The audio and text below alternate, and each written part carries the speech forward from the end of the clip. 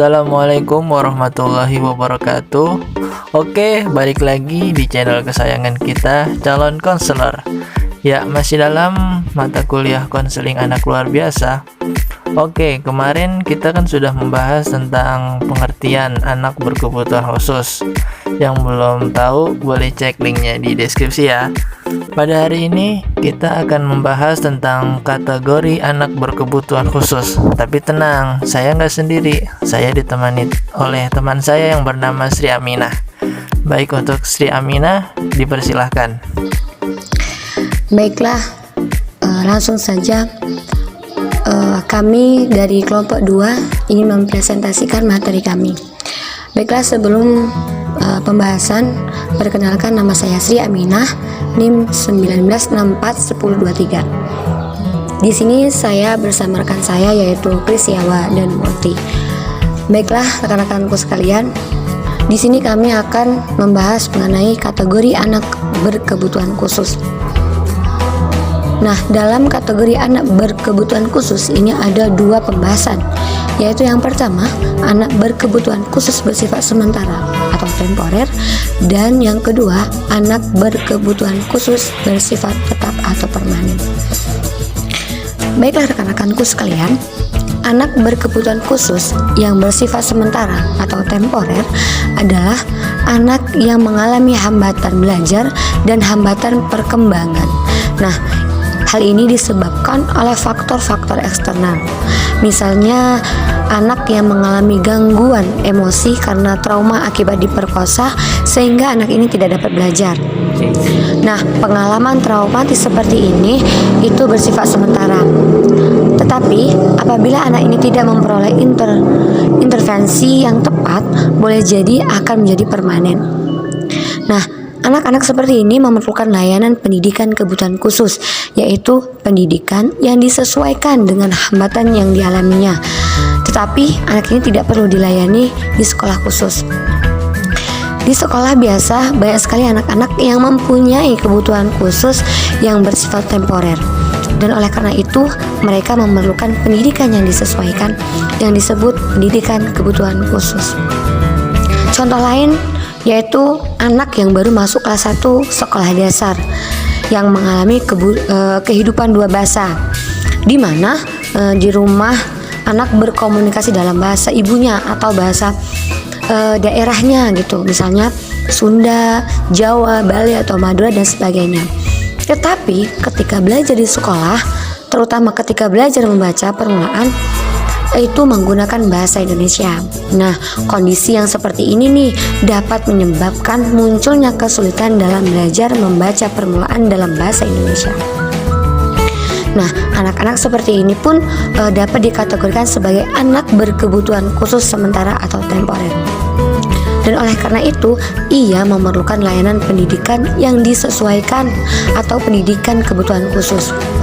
Nah, anak berkebutuhan khusus temporer yang atau sementara ini atau biasa disebut dengan temporary special needs itu ada beberapa jenis atau beberapa komponen. Yang pertama yaitu anak yang mengalami kesulitan dalam menyesuaikan diri akibat sering menerima kekerasan dalam rumah tangga.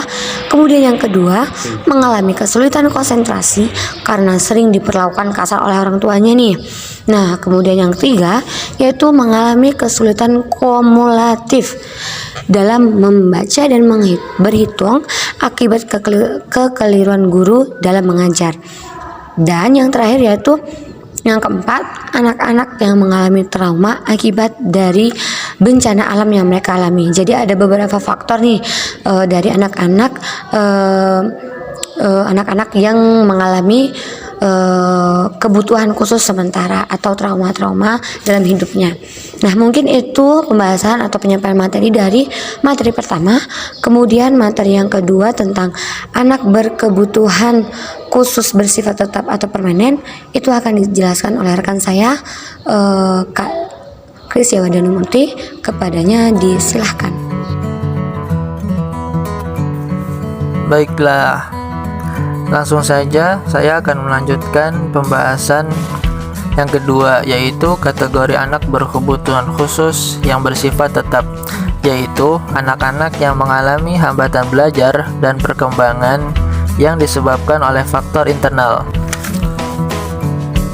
Baiklah, adapun contoh-contoh daripada anak-anak yang berkebutuhan khusus yang bersifat tetap, yaitu yang pertama adalah tunanetra, yaitu anak-anak yang tidak dapat melihat.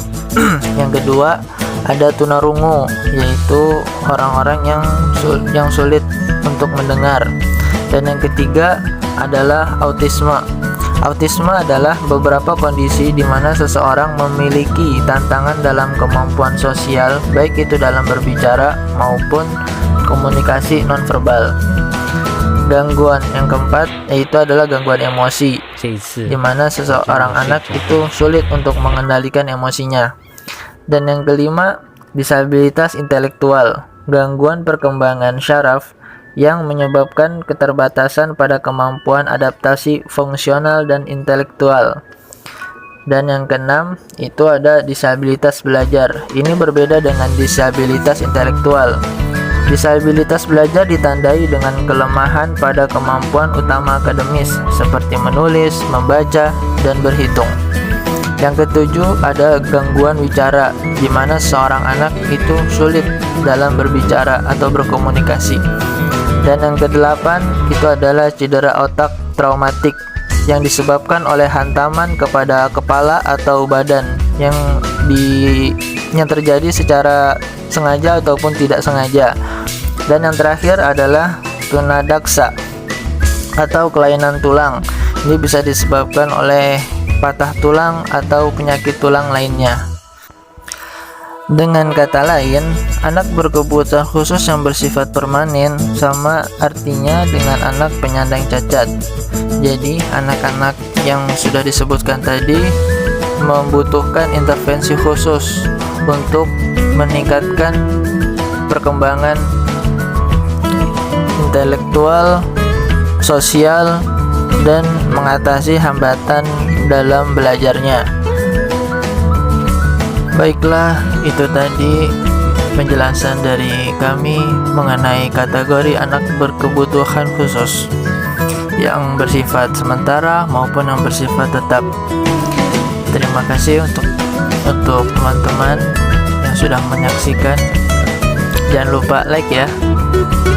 Terima kasih. Wassalamualaikum warahmatullahi wabarakatuh.